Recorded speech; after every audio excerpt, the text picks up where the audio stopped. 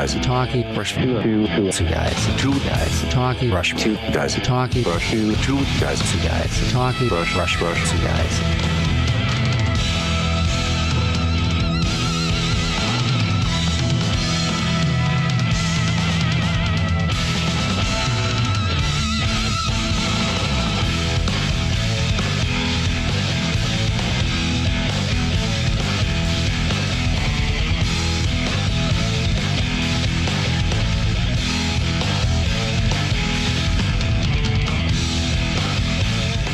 And now, get ready for the Two Guys Talking Rush podcast with your hosts, John Kane and Dan Buxton.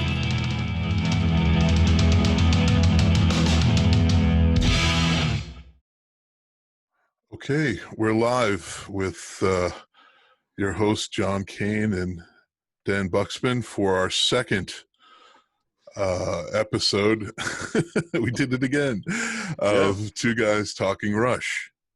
And Dan, how's your week been?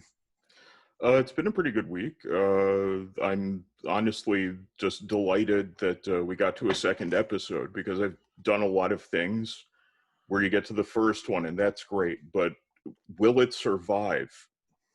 That question is answered in if there's a second one. So the fact that we're doing the second one is good news.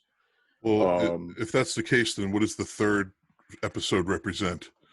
When it's become stagnant and we must break up for creative differences. Yeah, one of us just gets an ego. Yeah. I'm not doing this anymore. I'm too good for this show. Yeah, I'm the star.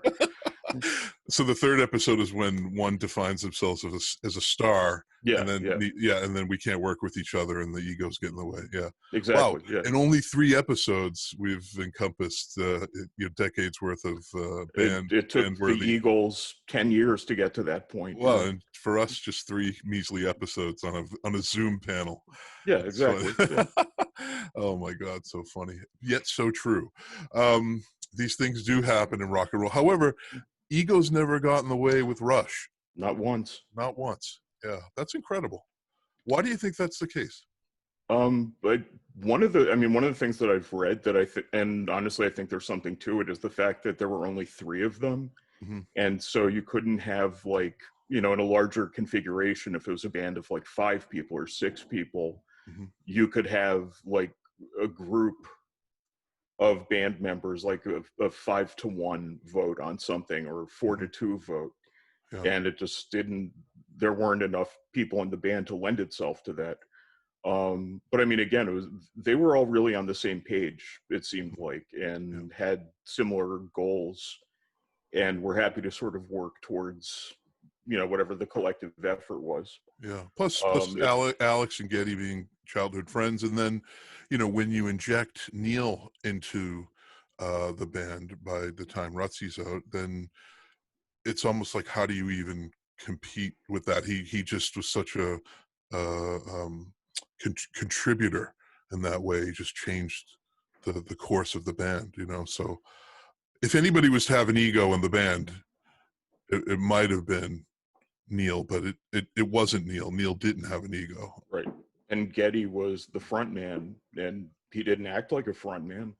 Right. If anything, my take on watching him perform was more that he saw himself as the guy who had to do all this stuff, because he's got his bass here, he's on the keyboard here, he's singing here. Yeah. And, someone who views themselves as like the front man usually won't lower themselves to, they'd want other people to play those instruments and that sort of thing. But the music was so important to them. Yeah. And was such a priority to them that it just seemed like there wasn't really much thought given to like which one of us is the hot one, or or what. It just didn't. Yeah. Well, that's like that. It's like an incredible kind of analysis. If you were to kind of look at this thing, if you were to look at 10 bands that broke up because of egos, and then 10 bands that did not. I mean, Rush would be on the top of that list of bands that did not. And then the question is why? Why do certain bands stay together, stick it out? I mean, money's a driving factor. Sometimes we can go, you know what? Hey, I can let things go for big Yeah. paychecks coming in, but no, I mean, I think with Rush, they set a standard for providing quality music, an incredible product without ego, and Yeah. sustained those the myth and lore of rock legendary. Why bands break up. So many great bands break up because of these things. And they did not. I'm looking at an awesome website here. It's called Rush. It's 2112.net, and then it's Rushable Kingdom, and then it's Today in Rush History. And I thought, well, we're not doing an everyday podcast, but this is the 24th of July, and it says here, this is kind of just incidental, goofy little stuff, but I thought, well, this is kind of interesting. I have to get close to my screen to look at this. It says Rush in 1976 played the Cumberland County Arena in Fayetteville, North Carolina on the 2112 tour. In 81, the Canadian film Gas was released with Limelight heard during the film. That's interesting. I've never heard a kind of a Rush song in a film. Can you Other than I Love You, Man. Yeah, right. Yeah, Yeah, no. right. I Love You, Man, and maybe Strange the Brew, kind of yeah. Stage Brew. Yeah, well, with Getty on that. Yeah, I love that so Greatest much. film of all time. Yes. Yes, love Strange Brew.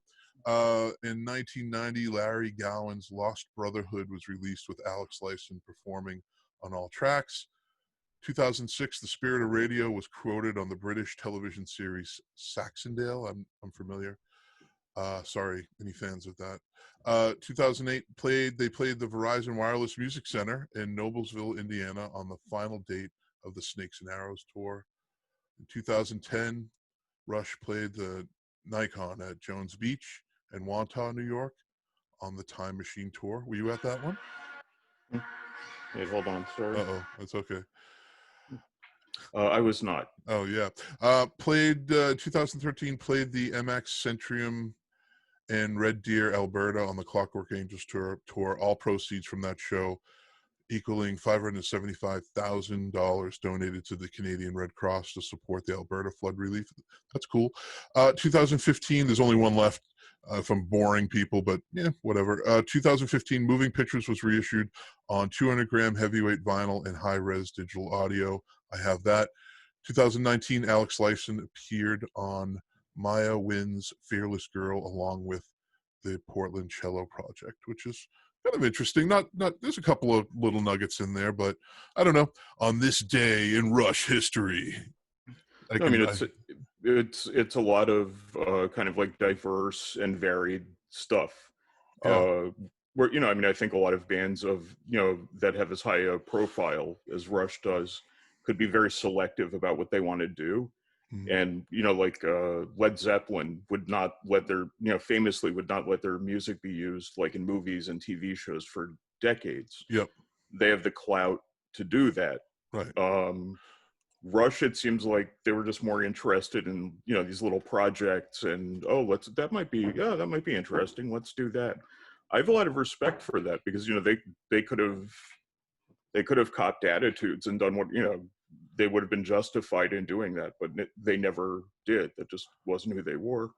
Yeah, exactly. And there are so many bands, great bands that did do that, like the Who. I mean, I can't tell you how many Who songs I've heard on commercials. And that one, I think Jimmy Page did allow the song Rock and Roll in a Cadillac commercial, and that really bummed me out. But oh, really?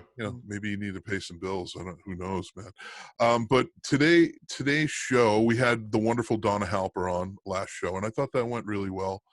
Donna's an incredibly intelligent human being, and she has so much to offer with regard to media history, communications history. And hey, wouldn't you know that Donna is also credited as discovering the band Rush? Gee, what a legacy. And it only takes that one person to help somebody out, to just say, hey, right down to a job interview, hey, this guy here, this woman here is the one for the job. This band, this album, this song is the one. And then boom, a year later they're on tour, and or however long it took them to kind of migrate from that. that listenership to these tours. But yeah, I mean, Donna, if you take her out of the equation, boy, it's a different Rush story, and Yeah. feel really good. Feel really proud that I can call her a friend, and I'm sure she'll be on the show again at some point. So our next guest is, how would you describe Martin Popoff? The You're a highly writer. prolific author of many, many books on the subject of heavy metal and hard rock. Personally, he's been an inspiration to me as an author and as a rock writer. And he's Canadian, and he's just been up there, cranking out the books and podcasts and all that sort of thing. He could be an inspiration or make you not want to be a writer. I mean, it's one of those things like, oh, we were talking about, like, is there anything left to write about? Martin's covered everything, I can't think of anything. I mean, there might be like one little band here and there that I would like to see covered in a book, but his job is not to write books that I want to read. Right. Maybe the Carpenters. Maybe did he cover the Carpenters? I don't know. The Carpenters in the 80s. No, Carpenters in the 80s. As far as I know, no. Yeah. Well, to give a proper introduction to Martin, and I agree with you as a someone who has aspired to be a rock and roll writer, which I don't think I'm there yet. I'm close to it. I've written about rock and roll history, but nothing to the heights of Martin Popoff. And right. You just got to raise the heavy metal chalice to the god of rock and roll journalism, and that certainly is Martin Popoff. He didn't pay me to say that either, so no. Well, I haven't received the check yet, so it's coming. But Canadian music journalist, critic, and author Martin Popoff. He's known for his prolific body of work, writing extensively about heavy metal. He's written and other rock and we shouldn't take every. I mean, heavy metal's the focus within his body of work, but he writes about other bands that were kind of influencers in the world of heavy metal. So it shouldn't just be about that. Term shouldn't be used so heavily.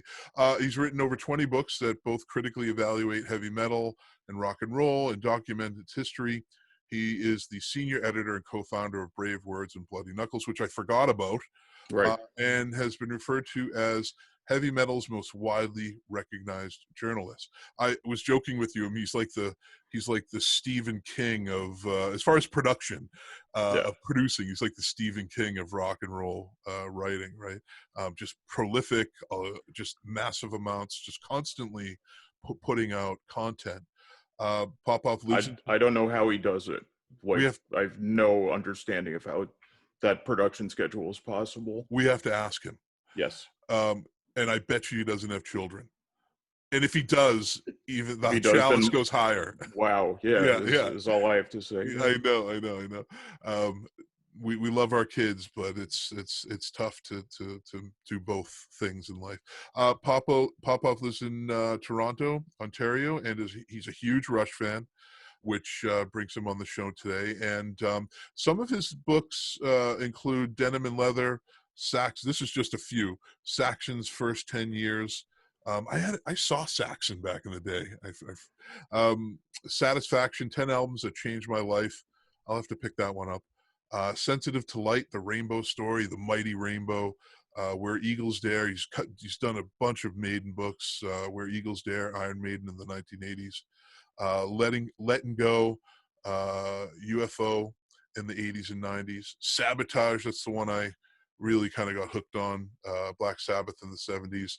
And then Who Invented Heavy Metal. But also, recently, Martin has produced a book called Anthem, Rush in the 1970s, and others.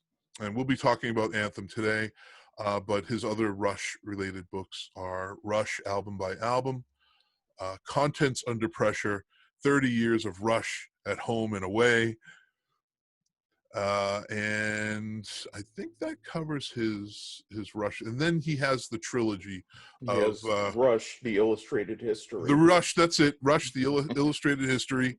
Thank you very much. Wow, just incredible. So he's he's just done his homework, man. I mean, if there's anybody to look to for, you know, on a just like a scholarly level of this this sort of musicology, Popoff is the man, you know, and I think people know that he's really established himself as a brand of this sort of thing. You know, that's admirable. So it's again, it's really a pleasure and a privilege to have Martin Popoff on our show today, our second episode of Two Guys Talking Rush. And let's get Martin into the room and say hello. Hi, Martin. Hey, guys. Hey. How's it going? Good. What's that? Good to see you, man. How have you been? Good. Let me just close my messenger so I don't have any noises in the background. Let's see. Messenger. Good. Yeah, pretty busy doing stuff. Yeah, we got a Thin Lizzy visual biography coming, just like the Blue Oyster Cult one we just did recently. Wow. Kind of cool. Let me close my email as well. There we go. Yeah. Remind me, who's left? Who's still with us in Thin Lizzy? I often forget who's still around from that band. Well, they're more or less. I think well, I don't know if they've completely shelved it. I mean, they're basically Black Star writers most of the time, but you know, I don't even think. I mean, if and when they go out as Thin Lizzy again, I don't even know if Brian Downey is with them. But I mean, it's Scott Gorham and Darren Wharton. Darren Wharton is like the later, you know, semi-official member. Who is he even a member? Like who knows, right? Yeah. He was sort of screwed up on the graphics of Renegade, and I don't know if he was even. You got to look carefully at the credits, and they probably don't even match. But so across the likes of, I guess, Chinatown, Renegade, and Thunder and Lightning, Darren Wharton's a semi-member of the band, right? Keyboardist, young guy. Cool. But yeah, so he was in the touring bands all throughout, and he's in Black Star Riders. And like I say, I don't think Brian Downey even goes out with them if they go out as Thin Lizzy anymore. Yeah, interesting. Yeah, what an hugely influential band, and you know, just love Thin Lizzy. But you know, Martin, I want to thank you very much for taking the time today to join us. Yeah, totally, man. We love you, and this is our second show ever. Yeah. Our first show of Two Guys Talking Rush. We had Donna Halper on, and of course, you know Donna. Yep. That I watched a bit of it. Oh, good. Yeah. Donna's a good friend, and of course, any Rush fan, any involved Rush fan will know her legacy with the band, and we were really glad that she joined us. You know, the show is meant to continue the conversation about Rush and their legacy and their influence on the music industry, but also the fans. You know, there's so many rabid Rush fans out there, and we're different. We're a different crop of fans. You know, there are Ozzy fans, there are Maiden fans, but it's almost comparable to almost like Grateful Dead. Would you agree? I mean, how would you describe the Rush fan? Well, are we rolling now? Oh yeah, we're going. Right. Yeah. Yeah, the Rush fans. I mean, you know, I've been to many of the Rush cons, right? Been a speaker and had a table full of books and all that stuff, and met all these people. I mean, I get the impression that the Rush fan is like a pretty educated fan. They all kind of have good jobs and stuff, you know, families. So, you know, I suppose it's a band obviously from a long time ago, so maybe they skew a little older. I was surprised to see how many, you know, women, you know, this whole thing about Getty corns is kind of a little bit of a myth because, yeah, I mean, they have quite a few female fans as well. Getty corns? Yeah, I've never heard that. Not heard that one before? I have not heard that before. Oh, so it's the idea that, you know, you go to a Rush concert and there's no women there, but so seeing a woman there is like a unicorn, so they call them Getty corns. Oh my God! I love it. That's incredible. I love it. So, I love it. But no, I mean, obviously the RushCon situation is put together by, you know, 4 or 5 different women, right? I mean, they run the whole thing and they did a beautiful job of it over the years, and I hope it continues to some extent. I've got a Jillian. Jillian's Yeah. one of them. I know Yeah. Jillian. Yeah. And Mary Jo and them. And then actually here in Toronto, a buddy of mine, Donald Gadziola, has put together a couple Rush gatherings, and there's going to be more. And then there's the one in St. Louis. So, I mean, hopefully it continues. But yeah, so a Rush fan, obviously also a lot of musicians, definitely, because, you know, there's 3 great musicians in Rush, and people who are literary and into books. So bookish people, and definitely Rush is a band that, you know, a lot of people, if you're sort of 40 years old to 60 years old, you know, you cut your teeth on Rush songs learning. They were part of your woodshedding, you know, starting in around whatever 1977, when they became well known, but all through the 80s and that. So all the bands, you know, that were our heroes of rock in the 80s and the 90s and beyond, like most of them really respect Rush and did a lot of their learning to Rush. You're a prolific writer and a scholar on many different things, but take us back to the young Martin Popoff. Like, what were you like as a kid, and leading us into when you first discovered Rush? I mean, what was it for you, that epiphany, like, wow, you know, was it moving pictures? Was it signals? Was it something? Was there an older brother? I mean, what was it like for you in your journey leading into Rush and any other band, of course, that you were influenced by? Yeah. You know, I guess the one thing, I had a pretty normal childhood, but the one thing, I was a crazy music fan, and probably by about 1976, so I would have been 13, was a crazy music expert. You know, I mean, as much as you could be without the internet, right? I mean, it was basically Cream and Circus Magazine and Hit Parader and buying the records and reading letters, blah, blah, blah. But there were older brothers. There was the older brother of my partner in crime, Forrest Toop, who also, like, me and him were the 2 crazy music fans. But he had a band. I had cousins with records. So the earliest records, I guess I started really ramping up at about 9 years old. So 1972, say. And, you know, at that point, it was the likes of BTO and Nazareth and Led Zeppelin and Black Sabbath and Deep Purple albums. That's what sort of, you know, inflamed me to love this heavy metal stuff. I don't know when I discovered Rush. It was probably either the first album or the second album, probably not the third album. It's probably the first couple. And I do, you know, one of my earliest memories is 2112. You know, we were already, we had a big, you know, awesome FM music station in Spokane, Washington, Creme FM. So I'm from Trail, BC in Canada, which is 2 hours directly north of Spokane, just over the border into Canada, right? British Columbia. And so get the OC out of your head, man. Yeah. So that was our FM station. And I remember when 2112 came out, they were saying, yeah, we're going to be playing the whole album at 6 o'clock or whatever. And you're sitting there ready with your 2 fingers on the play and recording the whole thing. So I definitely know I was already a massive Rush fan by then.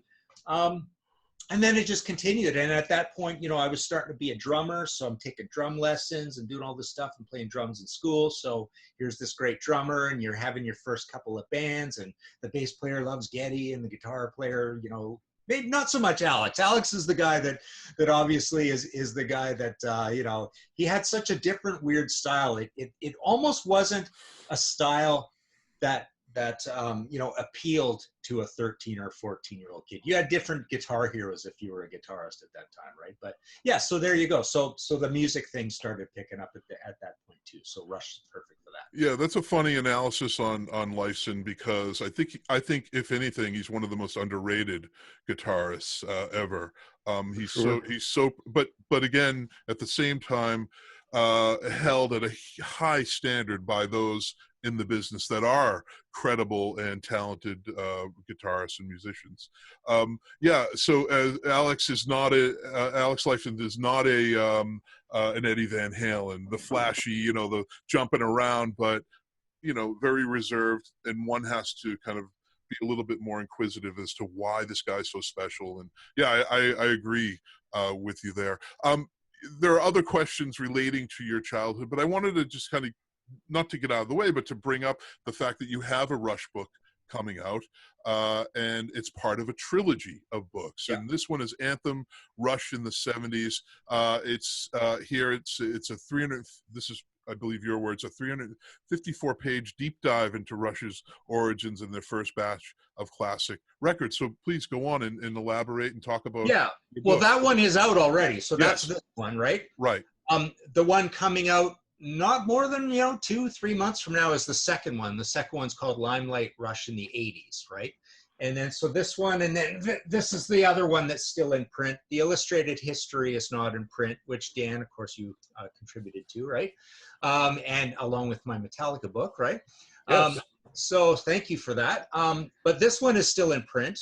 And this is basically, I did 5 books like this. The concept there was a Q&A on every studio album with some, semi-experts or whatever, or deep fans. And we went through every studio album. So I did 5 books like that.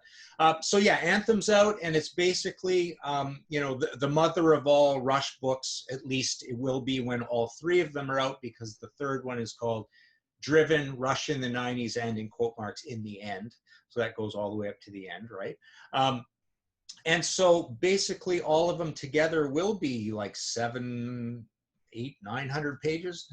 You say this one's 350, so... Oh, that's what I have on here. 126,000 words. Let's see. Yeah, 312 pages. So across all of them, it will be over 800 pages. And... the idea, to keep a long story short, we had the original authorized book, Contents Under Pressure, way back in 2003. It's just really out of date and long out of print. And so this is the same publisher, so that worked out. So I used some of that as sort of a starting point. And then I had also worked on the movie, Beyond the Lighted Stage. And just one day, bored summer, didn't have a lot on my mind in terms of books. I was at the Banger barbecue party, and I thought, I may even just self-publish this, but I'll bring it up with the guys. Hey, what if I flipped you some money and we, all of these great interviews that I transcribed for the movie, all this footage that we didn't use, authorized me to use this for the, and I'm going to run off and write a Rush book or 2, right? And they were fine with that. I checked with the office with Peggy at Anthem. She was fine with it. So we did a deal. And because in the movie business, in the documentary business, people joke it's a little bit of a corollary or whatever, but they say that you use 1 minute of footage for every hour filmed. Right. I don't know if it was quite that much, but there was definitely lots and lots of stuff to use. So that was a good bunch of stuff. And then I had an agreement with Peggy, at the office. It's like, she says, yeah, go ahead and do this, but I'm going to ask you one favor. Don't ask me for any more interviews or anything, right? Because I'm not going to go to the guys. They're not doing any more interviews, right? So this was around the time when they basically decided they were wrapping it up and they weren't going to do anything. So, and I thought that was perfectly fine because I had so much material already. So I was going to go away and just do one book, but as I kept doing more and more and more on it, I realized there was enough here to break this up in various ways. So that's why it's going to be a trilogy. So, and they're both different from that illustrated history, right, Dan? And they're both different from the this album by album concept. So it's just essentially the normal narrative book, an album per chapter kind of thing. Just paragraphs, no strange concept to it. But did you write all 3 at once, Martin? I kind of did, yeah. I kind of did. And they've all been done for ages. They've all been done for over, a year and a half, 2 years now. Wow. So yeah, they all got finished more or less at once. Because once you tuck into a book, you want to just stay on focus and get the whole thing done. Otherwise, you forget what you're doing. You can do things like stick a quote in way back here and use the same quote way up here if you're not careful, right? All that kind of stuff, right? So I just figured I better just do the whole thing. Yeah, it touches on your process a little bit. So with regard to your research, did you find anything out new and exciting about Rush that fans would like to know? Is there any hidden gems? I mean, I think as a researcher and as a scholar, we're always looking for new territory to cover. Who wants to write the same old book about the same old topic? I put together a book on Woodstock, and I didn't want to, at first, was reluctant to do it because there are so many.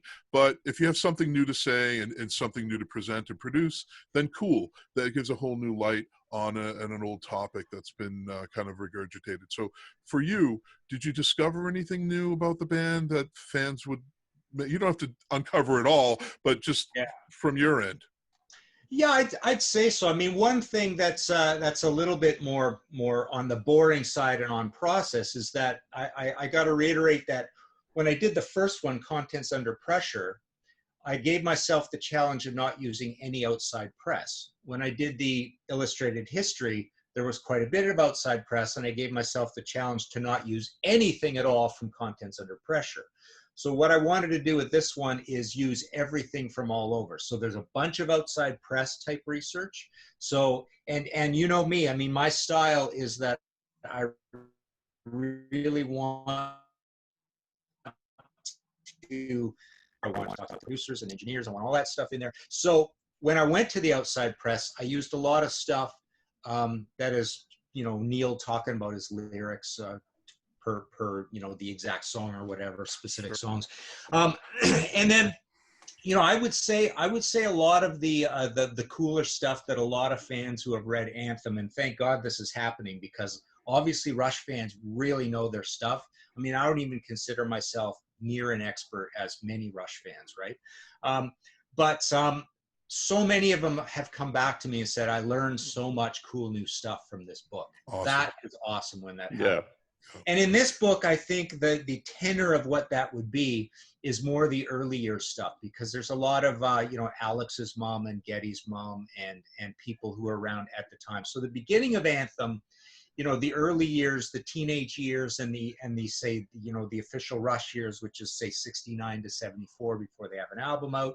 There's a lot of that stuff in there, right? So I think that's some of the better stuff. And as we go along, boy, I can't quite remember, but I mean, there is a lot of that you will see in the Limelight book and the Driven book. You're gonna see a lot of like Rupert Hine and Peter Collins talking at length, and Paul Northfield and people like that. Yeah, interesting. So you'll get a little more insight into I think what goes on in the studio. You know, what Geddy's like in the studio can be pretty demanding and stuff. I think that kind of comes through in the third book the most. Yeah, I've always wondered, you know, with the writing process, especially the Neil's delivery of lyrics, because he has elaborated that he'll give Geddy a mass amount of lyrics, and then Geddy will kind of whittle it down and create and structure a song around that. And that process is very interesting to me. Like what does Geddy take and what does he throw away? And what is Neil okay with? You know, as a songwriter, you don't want, I mean, he's a writer. He's not just a songwriter. He's a writer. So anybody touching your material, you know, is like, but maybe there's something meaningful to Neil in those lyrics that Go ahead. I think Neil said that he regarded Geddy as his editor, I believe, yeah. or maybe it was Geddy said that he regards himself as Neil's editor. And, you know, my guess is that they were working together comfortably for so long. I would assume that after a certain point, Neil had to be okay with whatever, you know, those kinds of choice, you know, because he's the one who has to deliver these words. And a lot of Neil's lyrics they're just a mouthful, even after they've been edited. You know, and I think probably just in order to be able to keep the flow going and to be able to work together, there had to be a pretty significant amount of trust with, you know, with Neil being like, okay, here's this that I slaved over for whatever amount of time that, you know, based on this book that I read, here you go. And, you know, I mean, all three of us have published stuff. And when you give stuff to an editor, it's with the understanding that there's going to be surgery. And the first couple of times that's painful, but once that becomes sort of what you do, I'm sure, you know, you trust the person who does it. Well, also, it's important that editor recognize the voice in the work, yeah, and that the voice be maintained. What's your take on that, Martin? Do you think that there was ever a disruption in that way? Neil giving lyrics over to Geddy and Geddy maybe mashing them up too much, or what? No, I think they worked well together because I think they have essentially really, really similar life philosophies anyways. And Neil, you know, knew early on that Geddy has to believe what he's saying as well. So he's writing for this guy he respects, and Geddy respects Neil. And Neil knows that they have to be lyrics. You know, a funny sort of parallel. Pi Dubois is a buddy of mine. Oh, cool. You know, the lyricist for Max Webster and Kim Mitchell. He's one of my favorite lyricists of all time. Incredible. I always cite, and I'm on record all over the place. I've said this many times. My favorite three lyricists are Captain Beefheart, Pi Dubois, and everybody who writes for Blue Oyster Cult. Wow. and so basically, I forgot how huge of a BOC fan you are, man. Yeah. Yeah. So I'm right now I've been dealing with Pi, and I'm editing a lot of his stuff because, you know, I want to get like a poetry book out of awesome. Right.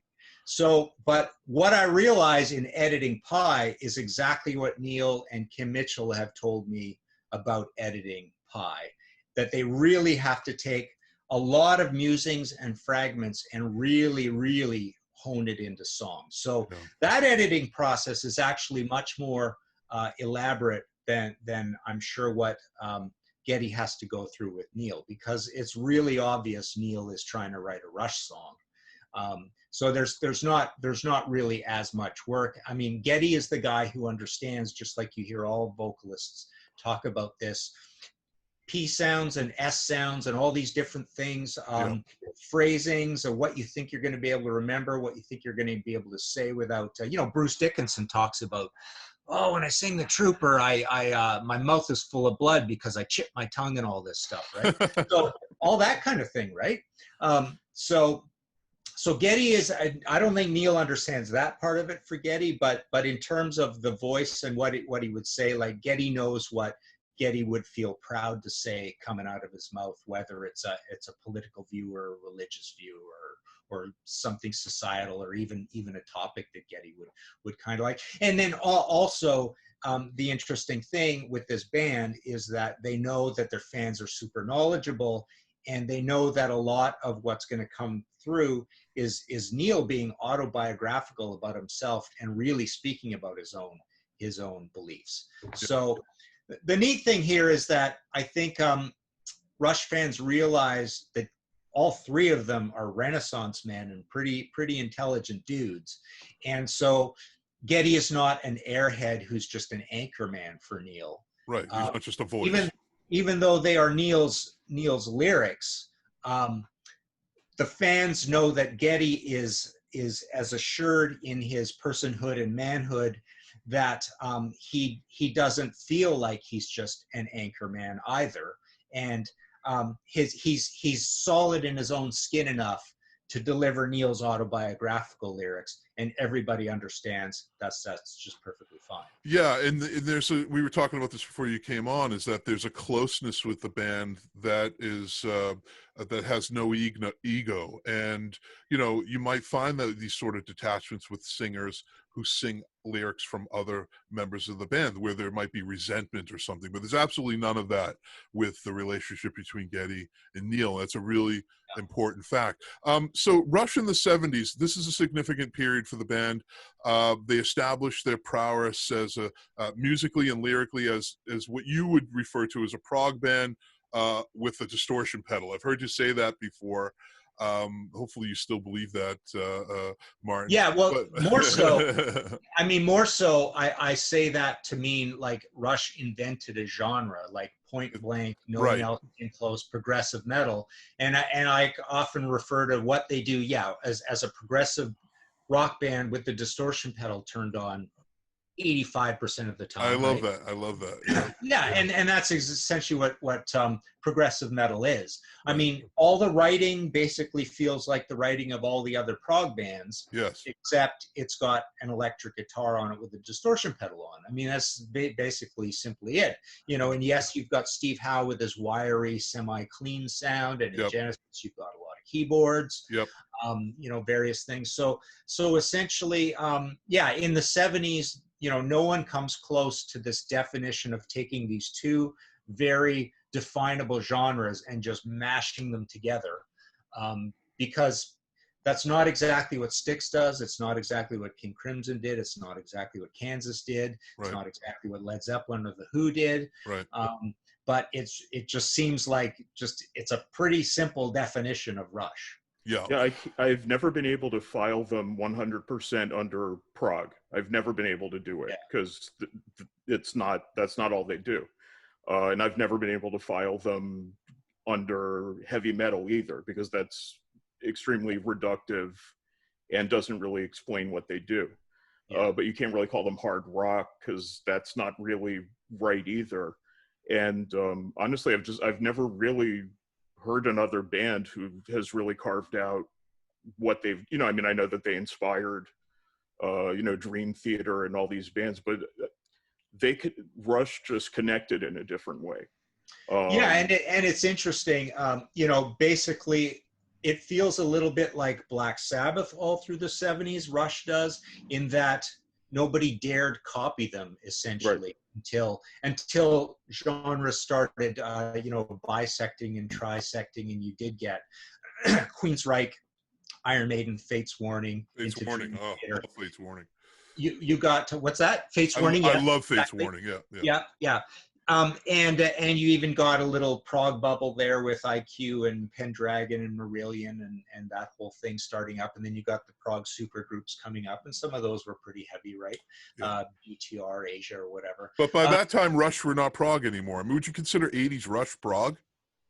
Yeah, that's the thing. So Rush zigged when everybody else zagged, and I often joke, it's like I would have loved to have seen. I would have preferred had when the new wave of British heavy metal came on, Rush just went 3 times heavier rather than ran the other way, because that's exactly what they did, right? They ran the keyboardy and new romantic and new technology route, where a few bands, Uriah Heep, Budgie, who else? I mean, somewhat Black Sabbath, Blue Oyster Cult, who, not sure, but basically Rush could have, it would have been cool had they just embraced the new wave of British heavy metal rather than gone the other way. Oh boy, that would have been, because they would have been massive. They were massive anyways, right. But they might have been an even bigger band in the 80s. Interesting. That's an interesting take. So I actually thought that they could have done a few albums in the vein of the debut that would have been totally excellent heavy rock albums that we would all still be listening to today. But it's not who they are. They needed to change. Yeah, perpetually. And we don't hear those sounds until like Counterparts. We were talking about that too, Dan. It's like by the time Counterparts comes out, then we start to hear the heavy riffs again. Yeah, but Counterparts didn't feel to me like. I mean, I remember when it came out, a lot of people were referring to it as like this, return to form. Yeah, because it was heavy again. Yeah, but it wasn't heavy in the same way that the 70s stuff was. The approach was still different. Yeah, and again, I think it was kind of reductive for people to say, oh, they're back. All right. That was never how they operated. As far as I saw, there were never any U-turns in anything that they did. I mean, they might go back and touch on this one thing or whatever, but Counterparts is not a heavy album in the same way that 2112 is a heavy album. They're just different animals entirely. It's funny. I did an episode of my podcast, History in 5 Songs, with Martin Popoff. I'm up to like 55 of these now, but one of the recent episodes was called Heavy Metal ? Not Us. And it was about, if you didn't think you were a heavy metal band and you didn't know the rules of heavy metal or played by them, and even if you look down on heavy metal, what 5 examples could I come up with of bands that made some of the greatest heavy metal of all time because they weren't a heavy metal band? And I did not use Rush in that, because I kind of looked back at their heaviest songs and thought, even when they were really quite heavy, something conspired against these songs being super heavy. Like my number 1 example of the greatest band in that direction was Queen, right? Because of Sheer Heart Attack, the song, Modern Times Rock and Roll, Stone Cold Crazy, Ogre Battle, basically 4 of the heaviest songs of the entire 1970s. Yeah, Jesus. By this band, exactly. By this band that isn't considering themselves a heavy metal band. And I put Thin Lizzy in there, and I can't remember the other examples, but basically I looked at Rush and said, nah, I'm not going to include them in this, because I don't think Bastille Day and Anthem and Something for Nothing and Temples of Syrinx and Passage to Bangkok. I mean, good, solid, great heavy metal songs as they aren't like better than the heavy metal songs of most other heavy metal bands like Judas Priest or Black Sabbath or whatever. But Queen is this funny example of, you know, they're not supposed to know how to do this, yet they find these production values out of nowhere, out of the ether, out of all this time in the studio and Roy Thomas Baker and just being ambitious and just blowing the doors off you with the production and the playing and the I have some early bootlegs of Queen from like 73, 74. That is heavy stuff. Like you know, I've been listening to them for years, so it wasn't unknown to me that they, you know, that they could do that. But I mean, this was very recently. I was just really struck by like, wow, my God, where'd you come from all of a sudden? I think Brian May and Iommi are close friends. So so maybe there's a little bit of that in there, right? But this again is why Alex is not considered the massive guitar hero to an adolescent kid, because there aren't that many great riffs all over the place. He's obtuse, he's a colorist, he's a texturist. Right. You know, half his heavy songs, even his heavy songs, are, you know, stacks of chords rather than, you know, really, really nifty riffs, right? Yeah. So. He's pretty left field in a lot of what his choices are. And he's happy to do, you know, kind of like slower, legato, almost vocal melodies during some of his solo. You know, he really wants to serve the song. And, you know, I mean, of course, he's totally capable of like crazy 64th note, whatever. Yeah. But, you know, I mean, if he gets left off a lot of greatest guitar player lists, I think it's just, you know, he doesn't operate in the same way as, you know, like Eddie Van Halen, Jimi Hendrix, Tony Iommi. It's just he's in his own little category. At the same time, nobody sounds like Lifeson. You know, not a one. Well, okay, nobody sounds like Lifeson, but a point I want to make is that you know the idea of the elevator pitch, right? It's like can you reduce somebody down to their shtick? And Alex does not have a shtick, whereas Eddie Van Halen, you think of the Brown sound, the tapping. You know, we know Angus Young's sound, Richie Blackmore, the Middle Eastern castle music guy. You know, they you know, Brian May, the layered harmonies, even Andy Scott from Sweet, same kind of thing. So all these different guys along the way. Zach has a sound. Randy Rhoads had that crazy weird overdriven sound. You know, everybody has their elevator pitch shtick, their short sentence that you can say about them, and Alex doesn't have that. I mean, I've often been, you know, I don't like speaking ill of the dead, but I mean, I've had this debate about Ronnie Montrose. I love the guy as a songwriter. I love his records. You know, the first Montrose and the second Gamma and the first Gamma are some of my favorite albums of all time, but I will not ever say he has a sound of his own. Maybe this is why, sorry, Dan, maybe this is why Rush has been so successful at changing their sound through the decades and kind of transforming into a new Rush with each decade or with each album, is the ability for Lifeson to be able to do something like that. Whereas someone like Eddie Van Halen, as prolific as he is, he's limited in that way, right? I mean, when you listen to Van Halen albums consistently, it's incredible guitar playing, but it's the same product, but just in a different way. With Lifeson, and you listen to all those different Rush albums, there's a different take and a different approach. So yeah, that's exactly. Sorry, Dan, you were going to say something. Okay. Oh, well, I had to comment on Martin, that behind you, I can see the cover of Rush's 1982 masterpiece Signals, which is actually my favorite Rush album. Me too. If I had to pick one. But what's Grace under pressure. Sorry, guys. Okay. What's interesting about Signals, though, with regard to Lifeson, is that album is regularly cited as the one where he started getting sidelined a little bit by the keyboards and that sort of thing. And he's slightly lower in the mix. But when I listen to it, to me, I think he gives some of his best performances in the entire history of the band. Like Analog Kid. I mean, that's amazing. That's incredible stuff. I mean, to me, it's sort of it's kind of like their rubber soul, where it's like this kind of, we still have a foot in what we used to do. We're going this way, and here we are balancing on it. To me, it's a perfect balance of everything they used to do, everything they were going to do. Yeah. But when it was done, they stopped working with Terry Brown, and a lot of people don't like the album. So what do I know? But I think it's brilliant. And if, like, honestly, if it was a desert island thing, that is the one I would bring. It's funny. I've never met a Rush fan. Choice, but I've never met a Rush fan that didn't like Signals. It's funny. I've never heard that sort of backlash. Are there a group of folks that just don't like Signals? That's the one that's sort of considered like, for the people who don't like the later, the keyboard stuff. Yeah. Like that's where they start to be like, what are they doing? It's the gateway drug. It's the problem. It's the gateway drug. It's the problem. Exactly. But now that you bring it up, you guys are both right in a sense, because I think the dislike of Signals was more intense at the time. Right.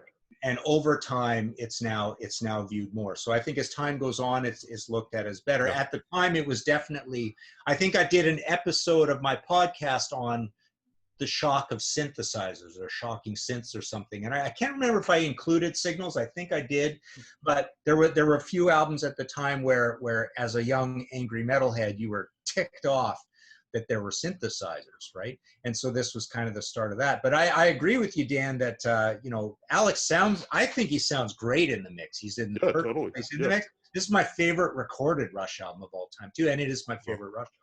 Do you have any insight into why they wanted to stop working with Terry Brown after that? Because to me, that's a fantastic stretch of albums that they did with him.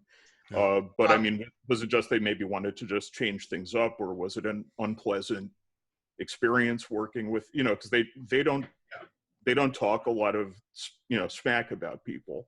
So if there was a bad experience, I don't know about it, and they never said anything about it. It's pretty well covered in the 80s book, and really it's two things. It's they do like changing things up, and they do like moving forward, and they were enthused by all this new kind of music coming out in the world, whether it's the Police or whether it's the synthesizers, just generally speaking. So they do want to move forward, and they realized it was time to change things up, but also I think at the same time that was being confirmed for them with Terry, because Terry was kind of fighting this new direction a little. I think Terry wanted to keep it more guitar-y and the way it was. So it was almost like a double, like a confirmation going back and forth between them. And it was almost like a mutual parting of ways. Terry did not want to go in this new direction, and I guess he kind of made it known. And Rush totally did want to keep moving on. That's interesting, because Terry Brown also produced my favorite Voivod album, Angel Rat, which also everyone hates, but I thought was brilliant. Yeah. And, I mean, now that some time has passed, there's been some distance and people are starting to like it more. But, to me, he's kind of like the unsung, appreciate this guy. He's fantastic. He's one of the good guys. Yeah. But I can understand they had made, 7 albums with him or something like that. I can understand after that. And the Max Webster stuff is exquisitely beautifully recorded too. Yeah. So Terry's an awesome. He's okay. He survived all this well. Yeah, obviously, and he went on and did a lot of big work, right? I think Good. Fate's Warning, and he went on and did a lot of projects. So yeah, I mean, I think he always looks back at maybe it was a parting of ways that didn't really need to happen or whatever. But no, he's been fine. So, Martin, let me ask you to wrap up your book and its focus on Rush in the 70s. In your view, was this a period of innovation? Sabbath inventing heavy metal, and Rush crafting and refining progressive rock. What, in your view, did Rush invent in the 1970s within this legacy of not heavy metal music? Because I agree. I don't consider Rush a heavy metal band at all. I've never really kind of thought that to begin with. I've always considered them a progressive rock band, but really with the microscope on their influence in the 70s. And when we get into the 80s, Rush are different, but still considered a progressive rock band in some way. Their legacy is so attached to their 70s influence. So for you, what did Rush invent? What is their contribution to this? Yeah, well, as I was saying, I mean, I think it's more like progressive metal. So they're essentially the one band doing this, and nobody else is doing it. But I think back to it's interesting though. You think back to all those Circus Magazine and Hit Parader articles and stuff, and they were essentially not lumped in ever with the progressive rock bands. They were always lumped in with Blue Oyster Cult and Ted Nugent and Aerosmith and Kiss even, right? They ran in that pack with those bands. And so they were just considered like the snooty professorial heavy metal band of the 70s, right? Because there wasn't very much metal to go around.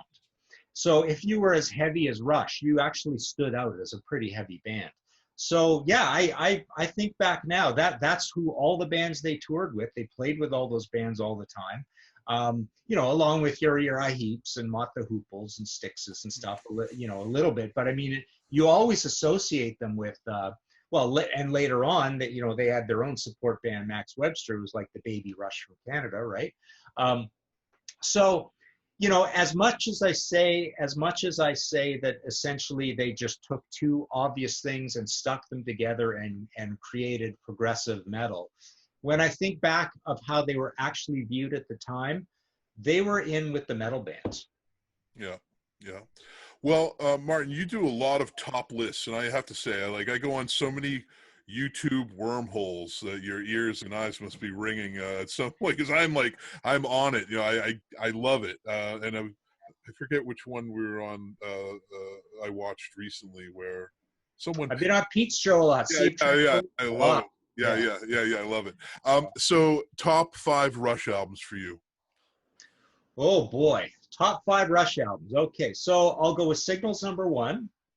Nice. I'll go with Hemispheres number 2. Probably I'd have to go Farewell to Kings number 3. You always want to spread these things around, but I'm not going to do that. I'm going to be absolutely honest to myself, because that golden period when you're growing up is when you're loving this stuff a lot, right? Yeah. So as much as I would, my favorite later albums would be Counterparts and Vapor Trails for sure. I don't think I'd put them in my top 5. I would have to probably go next with Moving Pictures. Yep. And Permanent Waves. And I'm like this a lot of times with my lists. It literally is, what I just said is actually a cluster of a whole bunch of albums in a row. I mean, it's not the early ones, it's not the later ones, it's those middle golden periods. So it might be a really boring answer. I know, Dan, like you, I mean, it's like, it's a little surprising to people that Signals is my favorite Rush album. We did an episode of our YouTube show called The Contrarians, where you had to go on and argue if you had a contrarian choice for favorite album, and I did like a half-hour episode on Signals, because it is a contrarian choice. Did you get any pushback for that? Because I've gotten pushback for for all the reviews actually that I did for your book. I got major pushback on them, especially on Hemispheres. I heard about that one. Let me tell you. But I mean, Rush pushback though consists of people just politely disagreeing with you. So it's not the same as like Ted Nugent pushback or something. It's a little different. See Led Zeppelin pushback and Kiss pushback. Yeah. And those two. That's those amazing. Top 5 Rush songs. Oh boy. Okay, so I often go with Circumstances. Yes. Number 1. Losing It is always pretty high. Analog Kid is high. Yep.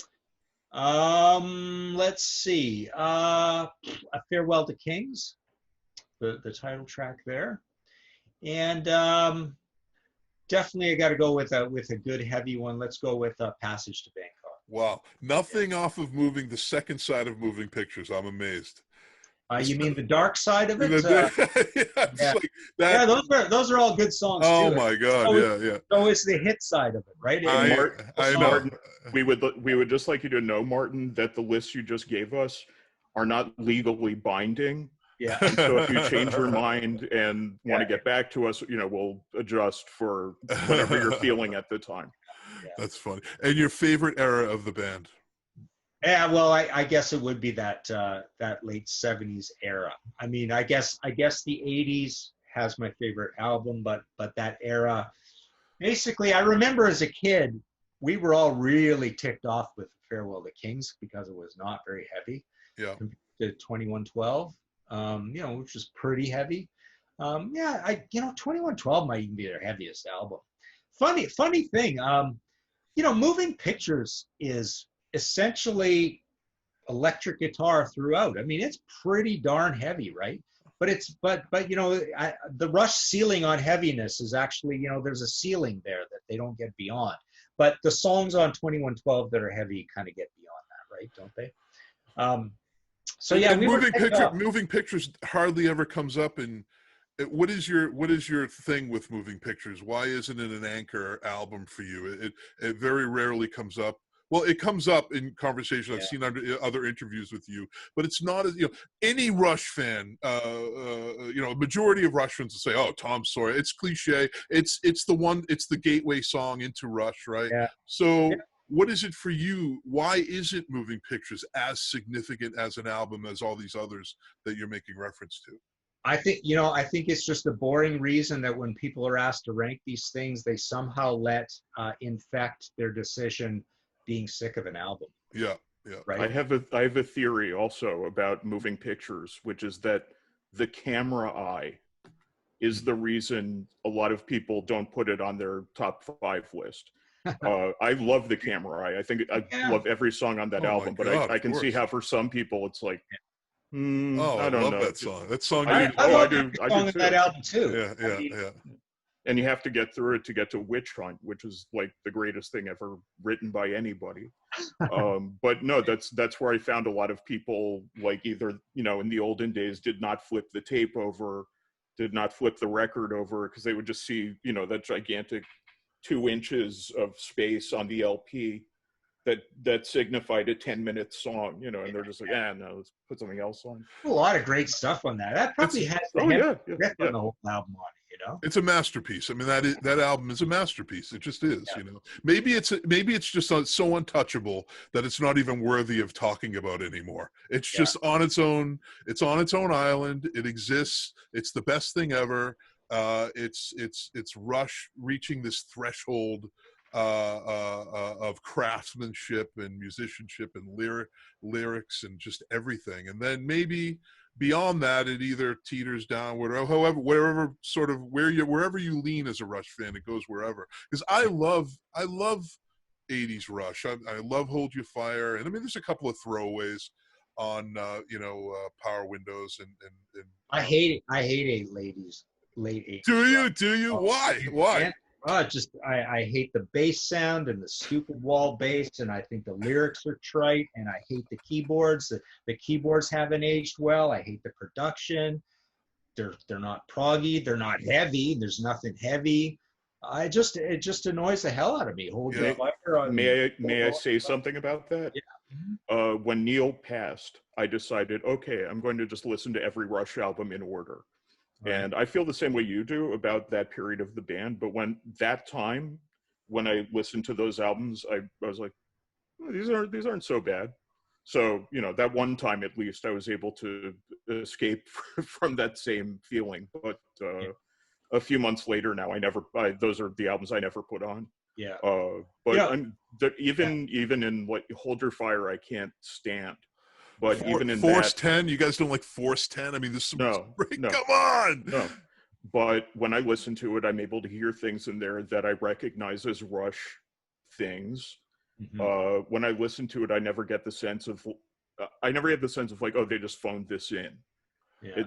They meant it. And even if we didn't like what the results were, it meant something to them. And, there are a lot of artists like Neil Young and Willie Nelson who put out a great album and then 10 terrible ones. And that's just their process. That's just how they do it. And Rush had to explore, and they had to even alienate fans like you and me a little bit to move forward. And years later now, I respect that and I appreciate that. But yeah, I mean, at the time when I heard Presto, I was just like, oh, I love that album. Wait, good thing you're here. Well, it is. Well, I think the production on Presto is terrible. There's some problems there. But what about Roll the Bones? I mean, hated it. You, hated Martin? It. Roll the Bones? Yeah, I hated it too. I mean, so the problem with what I would like to see at some point is because I often, when I had to play those albums and listen to them very intently, I used to sort of like imagine, sort of fantasize, like, what if some of these power metal bands of today, who probably grew up on a lot of those albums, went back and found the songs that sound like you could rescue, screaming and kicking a super heavy metal song out of this because it's written, dark with a sinister riff, and replaced all the keyboards with the guitars and super heavy production. I would love to hear really heavy versions of 4 or 5 songs off of each of those albums in a row. Like I would like to see somebody who's a total Rush nerd, like a Mike Portnoy and his, one of his super bands. So like Marathon. Go and give us a completely metal version of some of those songs. I think that would be really cool. Yeah, interesting. Well, we're not getting it, so it's well, I know that there's going to be a lot of Rush fans that listen to the show that will take my side, so I don't feel so lonely. And Dan, I never knew this about you. I'm sorry, man. That's cool. I mean, that's what makes this fun, right? But I love those. In fact, I think what saves, and I can see how one could listen to those songs on those albums and feel that they are weak and not as powerful, but when you hear them played live, like Show of Hands, the live album, Mystic Rhythms, I mean, please, I mean, that song is so monstrous and powerful, but when you listen to it on the record, it's different. Marathon, Force 10, the Manhattan Project, all these songs that interpreted live, and this is my point is that there's so much that's going on in the studio with these songs that some bands can't replicate that live. Rush could replicate that live perfectly. And I saw those tours, and that's how this is my initiation into Rush. Is my first album was Power Windows, and I told Dan this. I mean, I grew up in Somerville, Massachusetts, in a blue collar neighborhood, and someone popped open a trunk of stolen albums, and a lot of them had already been bought up. And I was like, oh, Rush! I knew about them. I was like, well, I'll grab this. Excuse my language, but I grabbed I had to swear there, but I grabbed the album and put it on, and I'm like, wow, there's something else going on here lyrically, and then it segued into their other music. And then by that time, the Hold Your Fire tour was on, and I went and saw that. And I think I was, and being a metal, and at that point, I was listening to Ozzy and Sabbath and all the metal bands of the day.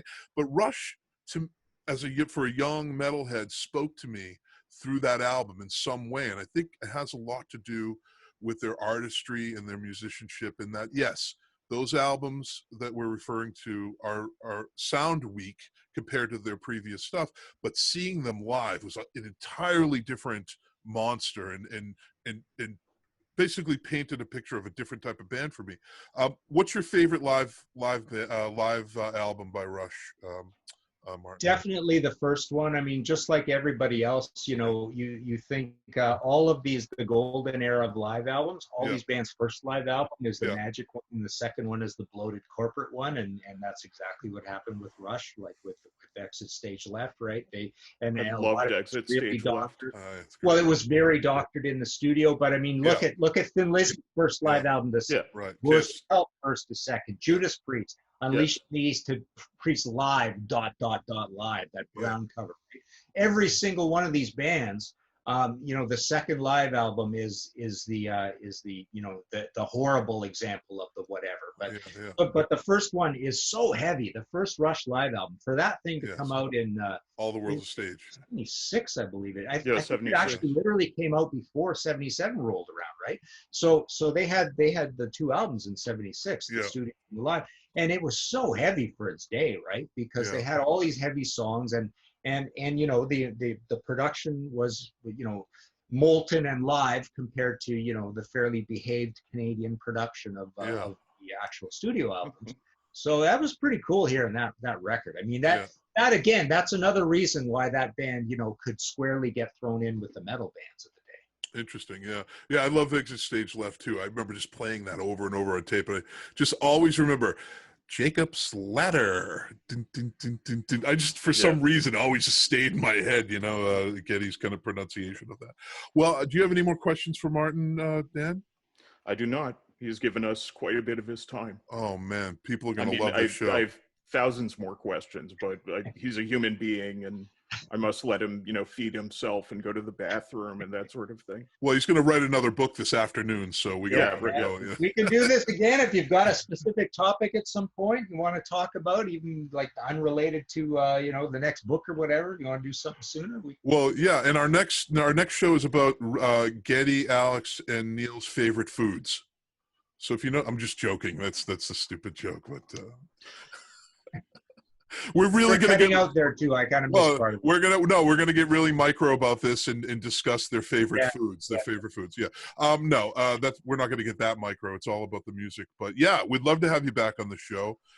We have a whole list of wonderful topics that we have planned to discuss and analyze. And again, this show is for the Rush fan by Rush fans. And we're always looking for interesting things to chat about. Dan, any lasting thoughts or comments? Just thank you very much for coming on our show. We really appreciate it. And we would love to have you back sometime. I can do this. Talk about Rush albums forever. Yeah. It's funny though. The Rush fans are gonna write in and say, John, don't have that Dan and that Martin guy back when we played 80s albums. Yeah, I expect it. But that's okay. Like only John's gonna do that episode. Oh, I love those albums so much, and it's okay. I understand. I often think of the movie, the documentary, and the bass player for Rage, and he said something really.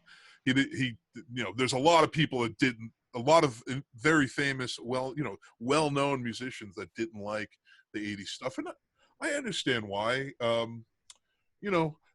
It's important to remember that the reasons why we love Rush are different from each other, because each album and each song and each lyric spoke to us differently. I still get goosebumps when I hear Limelight. I love that song so much. I'll never get sick of it. It's a radio friendly song. It's on constant rotation, classic rock radio, but it's one of those songs I'll never shut it off. I always crank it up, and I love it. I was telling Dan Martin that was when I got married. That was our entry into the reception area, the on rotation Limelight. Cool. And it's symbolic of how it makes you feel in your heart, and that's what's so magical about Rush, is that there's all these eras, there's all these albums and all these songs that mean something to us in some way. And it might be just different from yours, Dan.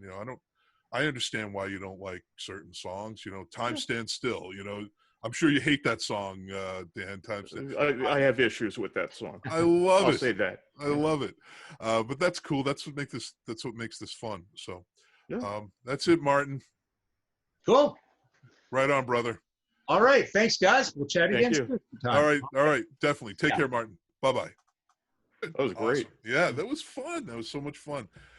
I want to just thank all the fans that are listening and that have taken the time to take their thumb and hit download and actually maybe play this in their car, or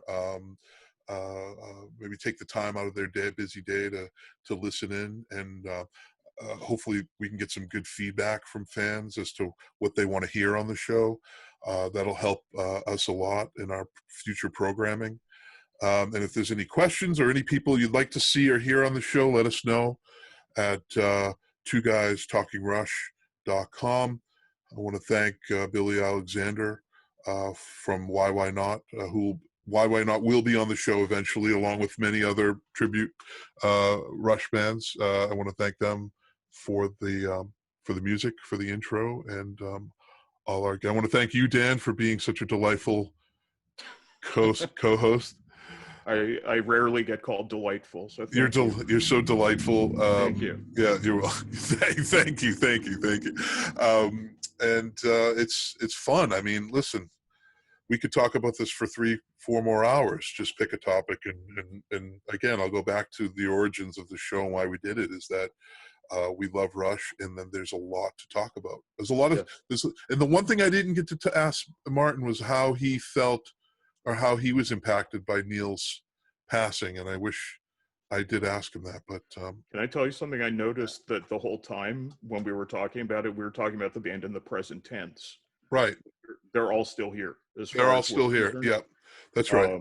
Neil lives. You know, I mean, that's such a testament to you know what they mean to us and why we're doing this and that sort of thing. Because I mean, the only thing I can compare it to is when Ronnie James Dio died. Yeah. I just could not intellectually accept that he was a mortal person. Yeah. Who had succumbed to disease. And to this day, he's larger than life to me, and I still think of him in that way. And same with Rush, you know. Yeah. I have the same love for Dio as you, and you're right. It's hard to imagine a world without these people, but at the same time, we don't have to. We have their art, and their art lives on. And boy, no, I can't think of any other artist, contemporary of this genre of music or any other that has left such a legacy as Neil Peart and his contributions to Rush. And we all really have him to thank for so many wonderful moments in our lives, you know.